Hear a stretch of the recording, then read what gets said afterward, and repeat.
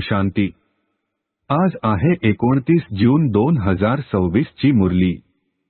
महावाक्य आहे, गोड मुलांनो, स्वतःला आत्मा समजून आत्म्याशी बोला, म्हणजे मग फुलामध्ये सुगंध भरत जाईल, देहभिमानाची दुर्गंधी नाहीशी होईल।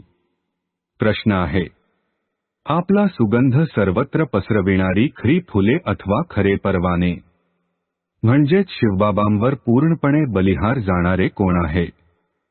उत्तर आहे, खरे फूल ते आहे जे अनेकांना स्वतः सारखे सुगंधी फूल बनवतील। श्रीमतावर चालून क्षमेवर अर्थात ज्योतीवर जळून मरणाया, अर्थात पूर्णपणे बलिहार जाणाया, जिवंतपणी मरणायाख्या परवान्यांचा अथवा अशा फुलांचा सुगंध आपोआपच सर्वत्र पसरतो। धारणेसाठी मुख्य सारांश आहे, 1. स्वतःला आत्मा समजून आत्म्याशी बोलायचे आहे। देही अभिमानी बनून ऐकल्याने आणि ऐकविल्याने धारणा चांगली होईल। 2. निद्राजित बनायचे आहे, रात्री जागून कमाई करायची आहे, विचार सागर मंथन करायचे आहे, कोणत्याही फालतू गोष्टीमध्ये आपला वेळ वाया घालवायचा नाही। आजचे वरदान आहे, तपस्येद्वारे आपल्या विकर्मांना अथवा तमोगुणी संस्कारांना भस्म करणारे तपस्वी मूर्त भव।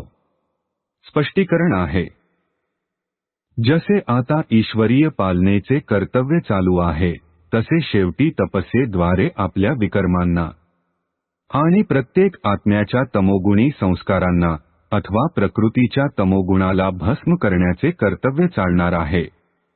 यासाठी सदैव एकरस स्थितीच्या आसनावर स्थित होऊन आपल्या तपस्वी रूपाला प्रत्यक्ष करा। आपल्या प्रत्येक कर्मेंद्रियामधून देहभिमानाचा त्याग आणि आत्माभिमानी बनण्याची तपस्या प्रत्यक्ष रूपामध्ये दिसून यावी।